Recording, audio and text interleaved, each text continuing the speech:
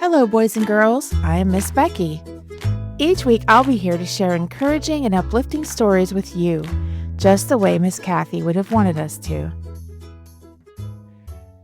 God chooses a new king. One of the reasons the people of Israel wanted a king was to have someone to lead them when they had to fight a war. Saul was brave. He led the Israelites into battle many times as king and protected his country. Saul was the king of Israel for more than 40 years. The Philistines still lived nearby, and they sometimes attacked Israel.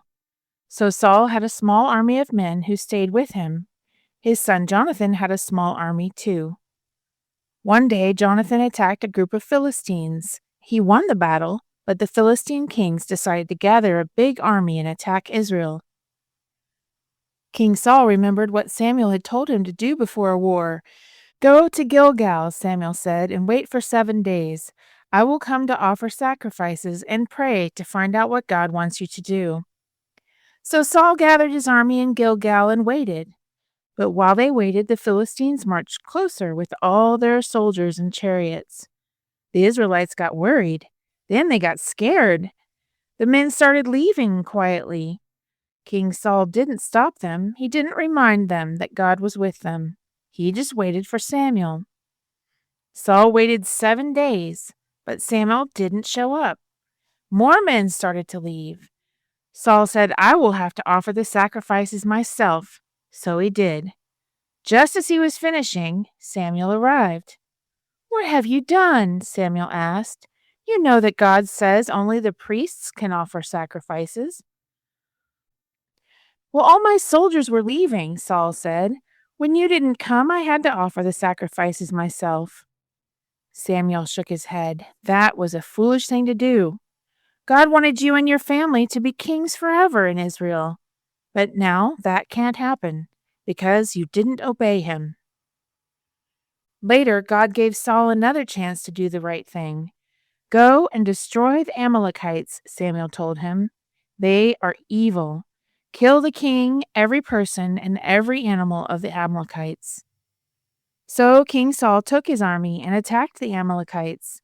He destroyed their army and captured their king. But he didn't kill the king, and he allowed his men to keep the best animals. They brought the king and the animals back to Israel. God told Samuel what Saul had done, so Samuel went to meet the king. "What have you done?" he asked Saul. "I did what God asked," Saul said. "I destroyed the Amalekites. Then I brought their king back, and we brought back the animals to offer as a sacrifice to God."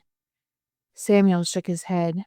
"Don't you know that it is better to obey God than to offer him a sacrifice? Because you won't obey God, he doesn't want you to be king any longer." "No," Saul cried. "Talk to God and change his mind."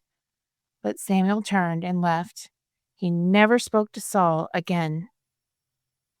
Later, God sent Samuel to find a new king. "Go to Bethlehem," God said. "I will choose a king from the sons of Jesse." So Samuel went and offered a sacrifice at Jesse's house. But he didn't tell him why he was there. "Show me your sons," he asked Jesse. The oldest son, Eliab, came in first. "He's tall and handsome," Samuel thought. "He would make a good king." "You don't see people the same way I do," God said. "You look on the outside of a person. I look at their heart. Keep looking." Jesse's other sons came in, and Samuel met each one. Each time Samuel asked God, "Is this one the new king?" None of them were. "Do you have any other sons?" Samuel asked Jesse. "Well, just the youngest one," Jesse answered. "He's out in the fields watching the sheep." "Bring him in," Samuel said, and they waited until David came in. He was young and handsome and strong. "This is the one," God told Samuel. "Anoint him to be the new king." So Samuel took out a bottle of olive oil and poured it on David's head. Then he went home, and David went back to the field with the sheep to wait until God showed him it was time to be king. Because Saul obeyed God only halfway, it was as bad as not obeying him at all. Because he wouldn't obey God, his time as king is coming to an end.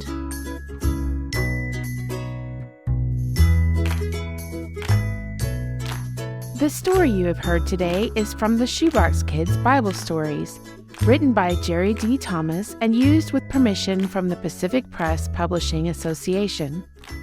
If you're interested in any other books published by the Seventh-day Adventist Church, please visit AdventistBookCenter.com or call 1-800-765-6955. This podcast is a production of the Carolina Conference of the Seventh-day Adventist Church.